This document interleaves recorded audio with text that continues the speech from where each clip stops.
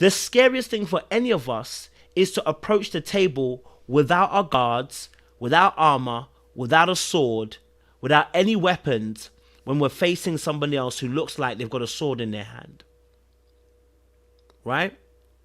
And so when we get into relationships, we may not see the person literally have a sword, but we consider we can assume, or we can sense already that person's getting ready to say something, do something that's going to hurt us.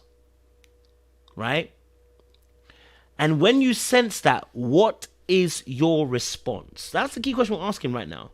When you sense that, what is your response? Let me put that across the screen. What is your response? Okay, cool.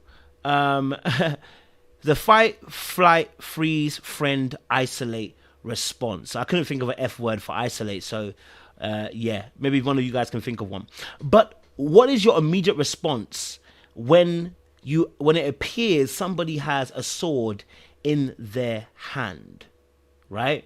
Whether that's a critique, whether that is you're scared of whether there's a conversation that needs to be had that's going to be painful, whether it is a conversation, whether it's whatever it is, whatever you assume there to be something with a sword in a person's hand, what is your response? Let's have a look at this. Fight.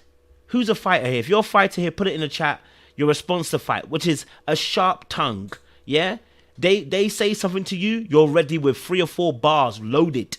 Okay, you're about to scatter them. Yeah, you're about to hit them with definite 1-2 bombs.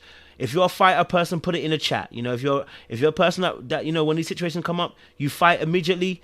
You put your fight in the chat. Are you a flight person?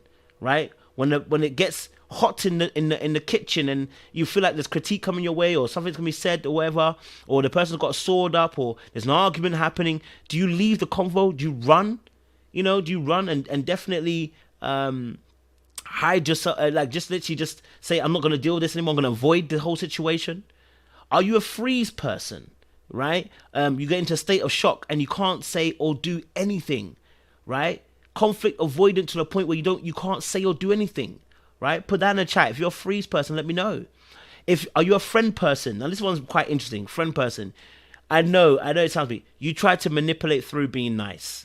Okay? All right? And what that means is, what you do is you try to befriend a person so that you can actually avoid the critique or the argument or the person being nasty to you or whatever you perceive it to be. Do you try to manipulate? Right? Do you try to manipulate? Okay, I shut down Jake Blake. Actually, I should have put that on there. Let me put that on there. That's freeze. That's flop. Sorry, I should have put that to shut down. To flop. All right, is to shut down. Complete shutdown.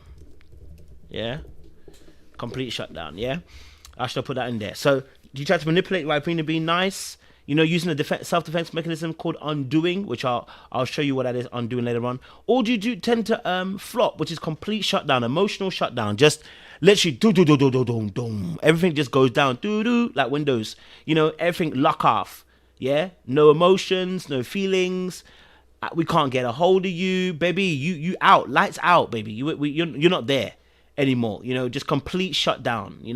Operating on the basic OS system, and then isolate. Do you retreat to your own kingdom? Yeah. Do you retreat to your own kingdom where no one can get a hold of you? You want to be by yourself. You don't want to be with anybody else. You just want to stay in your corner. I don't want to talk about this. You're just gonna, you know what I mean? Is that you, right? These are different responses that come to being hurt. These are different responses that happen when people are hurt. And the difficult thing is overwriting that natural response when you're hurt. Right?